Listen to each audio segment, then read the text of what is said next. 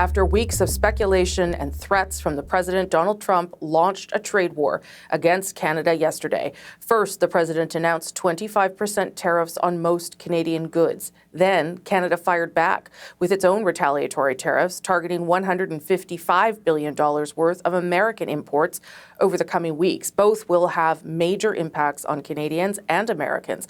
And I spoke to the Minister of Finance about Canada's response earlier this morning. Minister LeBlanc, welcome back. Thank you for making the time this morning. Good morning, Rosemary. So this is obviously very upsetting news for many Canadians, the fact that these 25% tariffs are going to go into effect on Tuesday. I spoke with Flavio Volpe yesterday, who said that he believes the auto sector will be frozen, will have ground to a halt by the end of the week. You are meeting with the Bank of Canada and some other big banks today. How long can the Canadian economy survive with this level of tariff?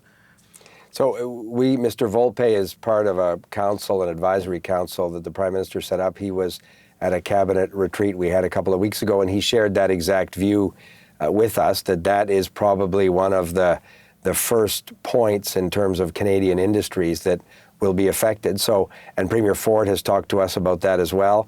My colleagues from Ontario.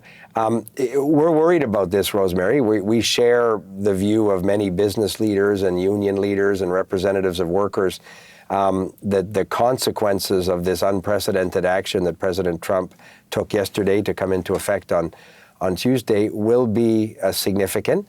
I think it's important to reassure Canadians that in a call the Prime Minister had again with all of the premiers yesterday, I was very reassured by the shared common purpose of supporting industries and workers. So I'm confident that we can get through this. We'll get through this together. Canadians want us to stand proudly against this kind of action, but to support one another. And we'll be there for as long as it takes with whatever it takes. Okay. I think it's important to keep reassuring people of that. The president in his executive order said that this is about fentanyl, that this is about the border. Do you have any sense, based on the conversations you've had, about what they actually want to see at the border? So, and you're right, Rosemary, that's what is sort of a bit surprising in terms of this action he took yesterday. If it's about controlling the illegal arrival of fentanyl in the United States, which is having devastating consequences in American cities, we're exactly of the same mind as the U.S. government. Fentanyl has had devastating effects in Canadian cities and Canadian provinces, and we're already doing a lot with American law enforcement to fight Mexican cartels, Chinese criminal gangs that send precursor chemicals. You know, less than 1% of the fentanyl seized in the United States is traced to Canada. That's 1% too much, and we're prepared to step up and do more.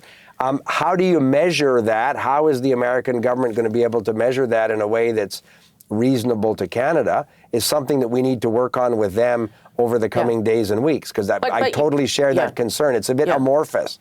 Well, it's not only amorphous, but it also is perhaps just an excuse, frankly, for the president to move forward with the tariffs. And if that's the case, then there is no satisfying the president. And that's obviously a concern we have. We've also taken note that he said publicly last week that there's nothing Canada could have done to have avoided this. But again, they were saying to us, show us a plan to work with us, enhanced measures to fight against illegal migration and fentanyl. We did exactly that. My colleague David McGuinty and Mark Miller met with the border czar, Tom Homan, in Washington on Friday.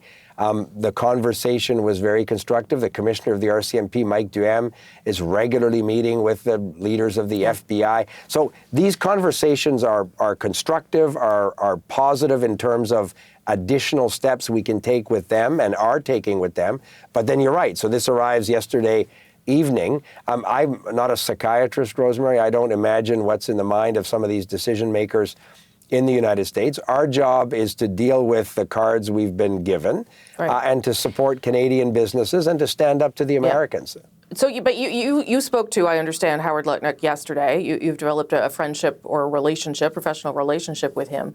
When he said to you, this is what's going to happen, what was the explanation and what did you say back? Because it seems it seems very hard to be able to manage this relationship given that there is no real explanation for what's happening. And you're right. I did speak with Howard yesterday. I want to be a bit prudent. It was a private conversation. He hasn't yet been confirmed by the United States Senate as the Secretary of Commerce. So in all of the conversations, he properly notes that he's not an official of the American government. He can't speak for the American government. He's talking to us about some of the things that President Trump is considering or deciding.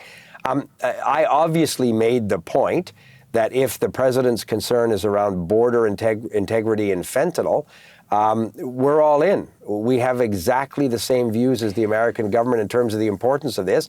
We're doing a lot. We're not the significant source of the challenge, but we want to be very much part of a joint solution. Yeah. So if that's the issue, Howard Lutnick indicated that we would meet in Washington very quickly once he's confirmed in the next 10 days. I'm hoping, Rosemary, it's dangerous to hypothesize a bit, but I'm hoping that we can convince them that if the issue really is, to your point, fentanyl in the United States, organized crime, Mexican cartels, that we have a good story to tell them of collaboration and of better results together.